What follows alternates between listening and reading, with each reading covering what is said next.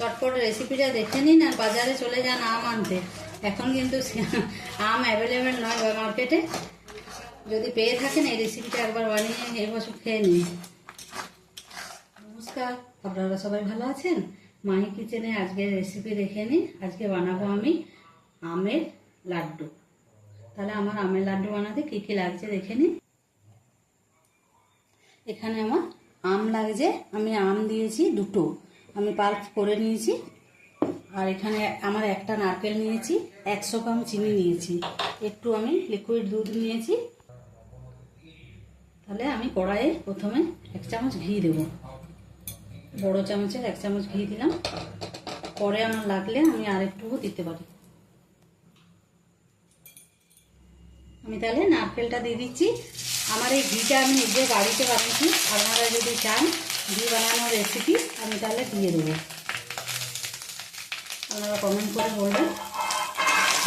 ঘিটা একটু নারকেলটা একটু ভেজে নেব।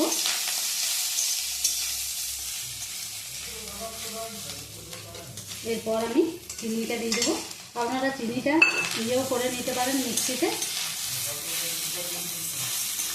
গুঁড়োটা দিলেও সুবিধা হবে, তাই এরকম গোটা দিলেও ঠিক আছে। ঝটপট এই লাড্ডুর রেসিপিটা দেখে নিন। দুধটা দিয়ে দিলাম। এমনি আম দিয়ে যদি না করেন, প্লেন নারকেল করলেও ঘিটা বাদ দিয়ে যদি চিনি দিয়ে আর এরকম দুধ দিয়ে করেন দারুণ খেতে লাগে, টেস্ট হয়। এরকমভাবে একবার বানাতে পারেন। কিছুক্ষণ নাড়তে হবে।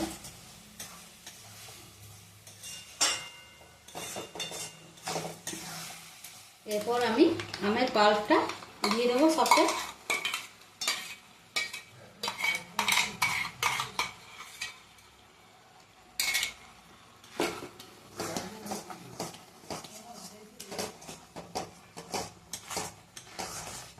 চটপট রেসিপিটা দেখে নিন আর বাজারে চলে যান আম আনতে।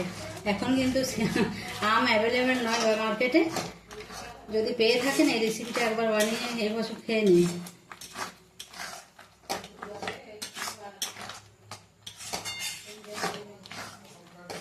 এটা আমি এখন কিছুক্ষণ নাড়বো।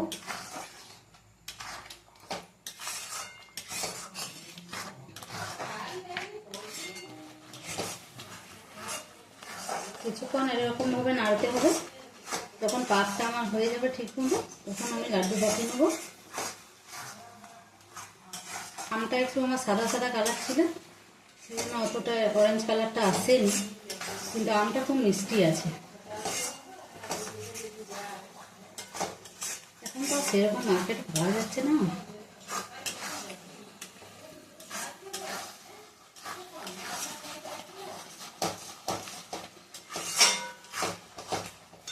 আর একটু আমি ঘি লাগবে, আর একটু দেবো, তাহলে আমার পাক ভালোভাবে চলে এসছে। আর 10 মিনিটের মতো আমি নাড়বো, তাহলে আমার হয়ে যাবে। আমার গন্ধটা খুব সুন্দর বেরিয়েছে।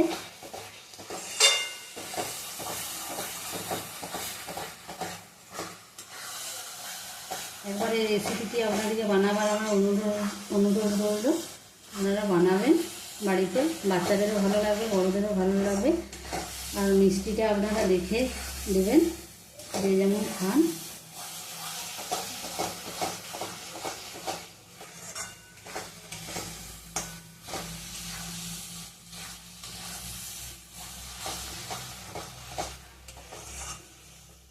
দেখুন আমার কড়াই থেকে ছেড়ে আসছে।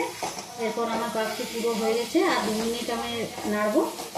আপনারা এরকম নিত্য নতুন যদি লাড্ডু রেসিপি আমার কাছে দেখতে চান তো আমাকে কমেন্ট করে জানাবেন। আমি আরও লাড্ডু রেসিপি নিয়ে আসবো আপনাদের জন্য, রেসিপি নিয়ে আসবো। আপনারা কমেন্ট করবেন, সাবস্ক্রাইব করবেন চ্যানেলটিকে। আর একটুখানি নাড়বো, তাহলে আমি নামিয়ে নেব। ছেড়ে আসছে আমার। গ্যাসটাকে বন্ধ করে দিয়েছি। দেখুন আমার হয়ে গেছে, পাক পুরো ঠিকঠাক হয়ে গেছে। আমি এগুলো থালাতে নামিয়ে নেব। এই ঠান্ডা হলে আমি লাড্ডু পাকাবো, একটুখানি ঠান্ডা হতে দিই।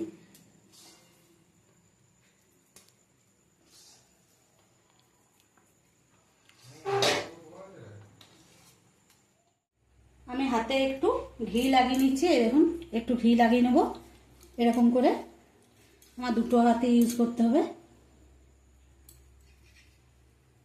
দেখুন আমার পাকটা ঠিকভাবে হয়ে গেছে, হাতে লাগছে না, খুব সফট হয়েছে দুধটা দেওয়ার জন্য।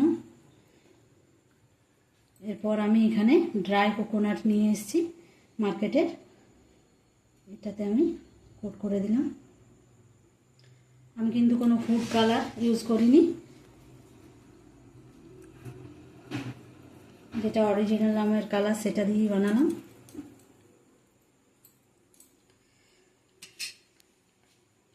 এরকম করে কোট করে নেবেন।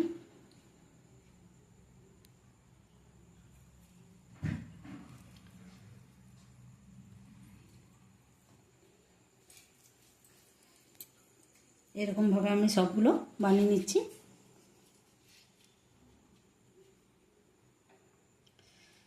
দেখুন